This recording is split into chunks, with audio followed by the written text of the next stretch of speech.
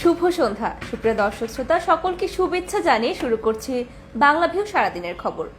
সিলেট ভিউর news room থেকে এই মুহূর্তে সরাসরি যুক্ত হয়েছে আমি শ্রাবণী তালুকদার। এই অনুষ্ঠানের মাধ্যমে আপনাদেরকে জানিয়ে দেওয়ার চেষ্টা করব আজ সারাদিনের কিছু নির্বাচিত সংবাদ। আজ 30 আগস্ট 2022 খ্রিস্টাব্দ মঙ্গলবার। চলুন আপনাদেরকে প্রথমেই জানিয়ে দিই আমাদের হাতে থাকা কিছু নির্বাচিত সংবাদের শিরোনাম।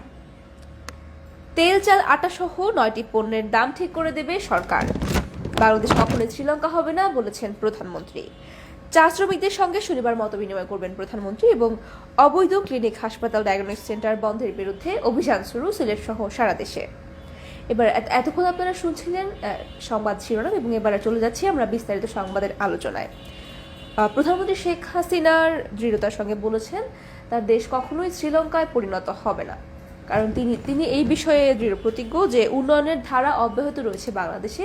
এই কারণে বাংলাদেশ কখনোই শ্রীলঙ্কার মতো হতে পারে না এবং শ্রীলঙ্কার মতো পরিস্থিতিতে পড়বে না, বরঞ্চ সব ধরনের বৈশ্বিক চ্যালেঞ্জ মোকাবেলা করে দেশ তার নিজস্ব গতিতে এগিয়ে যাবে।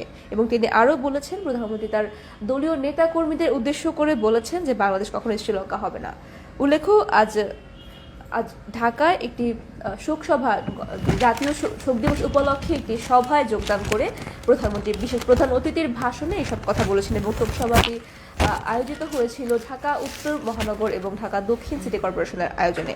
এবং সভা শেষে সাংবাদিকদের এক প্রশ্নের জবাবে তিনি এসব কথা বলেন এবং এই সময় তিনি তার দলের নেতাকর্মীদের উদ্দেশ্য করে বলেন যে বাংলাদেশ কখনোই শ্রীলঙ্কায় পরিণত হবে না এবং এই ব্যাপারে তিনি দৃঢ় আত্মবিশ্বাসী এবং অর্থনীতির যে গতিশীলতা রয়েছে সেটা অব্যাহত থাকলে বাংলাদেশ কখনোই শ্রীলঙ্কায় পরিণত হতে পারে না। এবং এই বিষয়ে তিনি বিএনপিকে দোষারোপ করে বলেছেন বিএনপির আমলে বাংলাদেশ শ্রীলঙ্কায় হলেও হতে পারত, কারণ বিএনপির আমলে 2001 থেকে 2006 সালের মধ্যে বাংলাদেশ 5 বার দুর্নীতিতে চ্যাম্পিয়ন হয়েছিল। যেহেতু ওই পরিস্থিতি থেকে তিনি উত্তরণ হয়েছে, সেই কারণে তিনি আশাবাদ ব্যক্ত করেছেন বাংলাদেশ শ্রীলঙ্কায় পরিণত হবে না এবং দেশের সার্বিক উন্নয়ন বিবেচনাতেই তার সরকার এগিয়ে যাচ্ছে বলেও তিনি উল্লেখ করেছেন এবং সেই উন্নয়নের ধারা অব্যাহত রাখতে সরকার পরিকল্পনা গ্রহণ করছে বলেও জানিয়েছেন তিনি।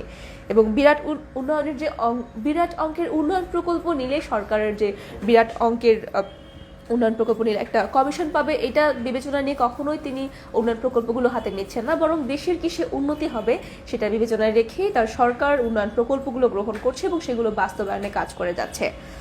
চলে যাচ্ছি পরবর্তী সংবাদে। আগামী শনিবার 3 সেপ্টেম্বর বিকেলে বাংলাদেশের চা শ্রমিকদের সঙ্গে ভিডিও কনফারেন্সিংয়ের মাধ্যমে সরাসরি যুক্ত হবেন প্রধানমন্ত্রী শেখ হাসিনা এবং মত বিনিময় করবেন। আজ মঙ্গলবার এই তথ্যটি জানিয়েছে প্রধানমন্ত্রীর প্রেস উইং। মজুরি বৃদ্ধির দাবিতে যে আন্দোলনরত চা শ্রমিকরা যে ছিলেন এতদিন ধরে এবং তাদের একটাই দাবি ছিল, তারা প্রধানমন্ত্রীর সঙ্গে সরাসরি কথা বলতে চান এবং তাদের এই দাবি পূরণ হতে চলেছে আগামী শনিবার 3 আগস্ট। প্রধানমন্ত্রী তার ভিডিও কনফারেন্সের মাধ্যমে সরাসরি যুক্ত হয়ে কথা বলবেন চা বাগানের শ্রমিকদের সঙ্গে।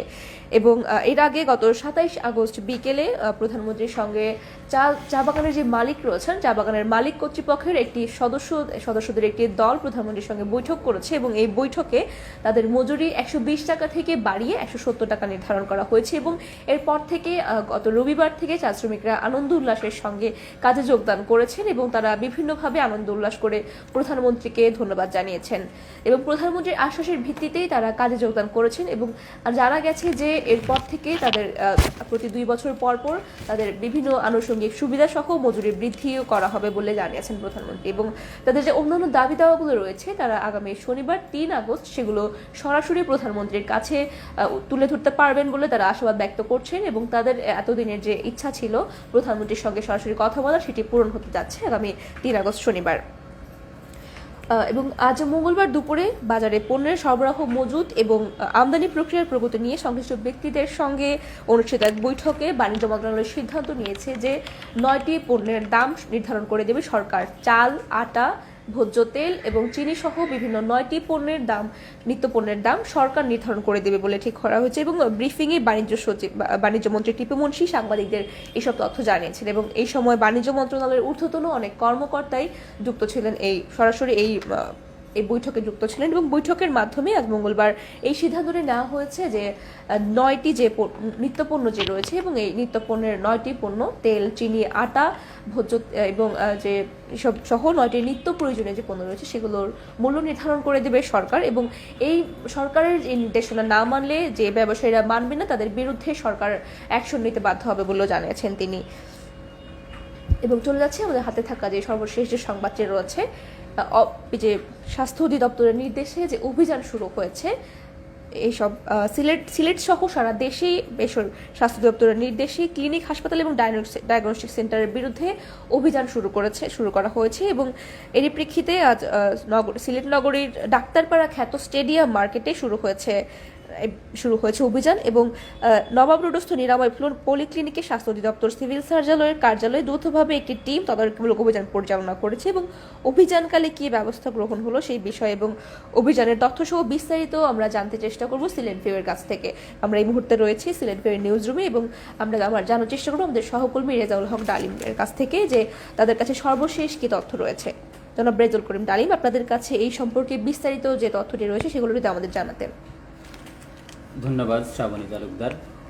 আমরা আজ বিকেলে জানতে পেরেছি যে স্বাস্থ্য অধিদপ্তরের নির্দেশে সিলেটে লাইসেন্সবিহীন বা অবৈধ ডায়াগনস্টিক সেন্টার, ক্লিনিক, বেসরকারি হাসপাতাল এবং ব্লাড ব্যাংক এই স্বাস্থ্য সেবা প্রতিষ্ঠানগুলোর বিরুদ্ধে অভিযান শুরু করেছে সিলেটের জেলা সিভিল সার্জন কার্যালয় এবং স্বাস্থ্য অধিদপ্তরের বিভাগীয় কার্যালয়ের যৌথ একটি টিম।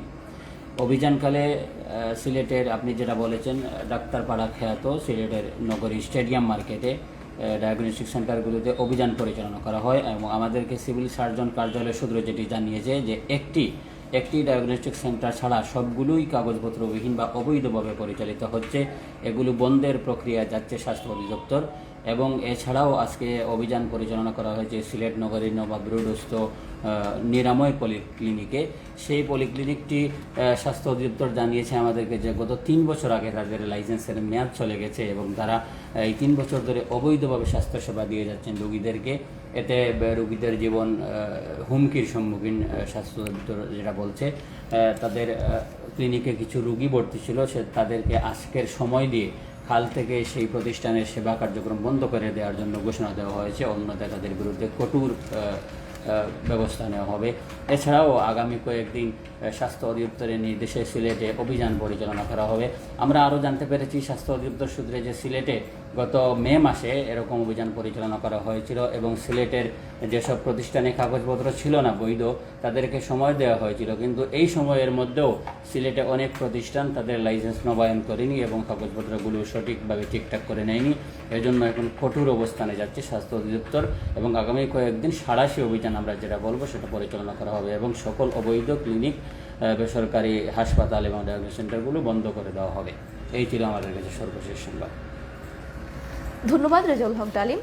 সুপ্রিয় দর্শক শ্রোতা, আমরা এতক্ষণ কথা বলছিলাম সিলেট ভিউর নিউজ রুমে থাকা রেজাউল হক ডালিম ভাইয়ের সঙ্গে এবং জানার চেষ্টা করছিলাম তার হাতে থাকা যে সর্বশেষ যে আপডেটটি রয়েছে এই বিষয়ে। এবং আপনারা যেমনটি শুনলেন যে সিলেটের স্টেডিয়াম মার্কেট, ডাক্তারপাড়া খ্যাত স্টেডিয়াম মার্কেটে অভিযান চালিয়েছে এবং অভিযান চালিয়ে যৌথভাবে সিভিল এভিয়েশন কার্যালয় এবং যৌথভাবে যে তারা নিরাময় পলিক্লিনিক সহ যে অবৈধভাবে যে ক্লিনিকগুলো রয়েছে রেজিস্ট্রেশনবিহীন, সেগুলোকে তারা বন্ধ করে দেওয়ার অভিযান পরিচালনা করছেন। সুপ্রিয় দর্শক শ্রোতা, আমরা এতক্ষণ আপনাদেরকে জানানোর চেষ্টা করছিলাম সরাসরি আমাদের হাতে থাকা কিছু সংবাদ। এতক্ষণ সঙ্গে থাকার জন্য সকলকে অসংখ্য ধন্যবাদ। আপনারা দেখছিলেন বাংলা ভিউ সারাদিনের খবর এবং আগামীকাল ঠিক একই সময়ে আমরা স্টুডিও থেকে সরাসরি যুক্ত হব। সেই পর্যন্ত সবাই ভালো থাকুন, সুস্থ থাকুন এবং চোখ রাখুন বাংলা ভিউয়ের পর্দায়।